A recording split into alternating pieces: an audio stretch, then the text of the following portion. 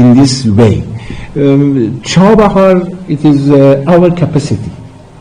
As some country wants to use from this capacity, I think that first question you should ask from the countries which wants to use from this capacity, particularly India.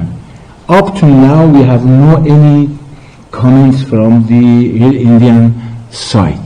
And for the visiting of Mr. Dr. Pezeshkian, yes, I think that in the BRICS, this is the good opportunity for the boosting our bilateral relation with India, and I think that is a very good framework in this case. Iran ने भारत को लेकर एक बड़ा और साफ संदेश दिया। America के दबाव और प्रतिबंधों के बीच ईरान चाहता है कि भारत चाबहार पोर्ट परियोजना में उसके साथ बना रहे और दोनों देशों के रिश्ते और मजबूत। चाबहार पोर्ट को लेकर ईरान ने अपनी बात खुलकर रखी। भारत में ईरान के राजदूत मोहम्मद फतेह अली ने साफ कहा कि चाबहार पोर्ट बेहद अहम है और भारत इस प्रोजेक्ट का एक मजबूत साझेदार। ईरानी राजदूत ने कहा कि चाबहार पोर्ट के जरिए अफगानिस्तान और मध्य एशिया तक पहुंच आसान होती है। उन्होंने कहा कि चाबहार जहां पर है वहीं रहेगा, इसकी जगह नहीं बदले। ये इलाका रणनीतिक रूप से बहुत अहम है और हमें भरोसा है कि भारत इस स्थिति को समझते हुए आगे का रास्ता निकाले।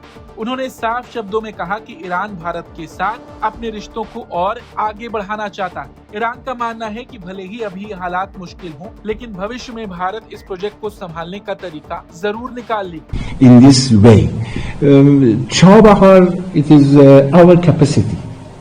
As some country wants to use from this capacity, I think that first question you should ask from the countries which wants to use from this capacity, particularly India. Up to now, we have no any comments from the Indian side. And for the visiting of Mr. Dr. Pezeshkian, yes, I think that in the BRICS, this is the good opportunity for the boosting our bilateral relation with India, and I think that is a very good framework in this case. दरअसल Chabahar port को लेकर इस वक्त थोड़ा तनाव बढ़ा हुआ है। अमेरिका ईरान को अलग थलग करने की कोशिश में जुटा है और इसी कड़ी में पहले भारत को दी गई सैंक्शन छूट को भी खत्म कर दिया गया।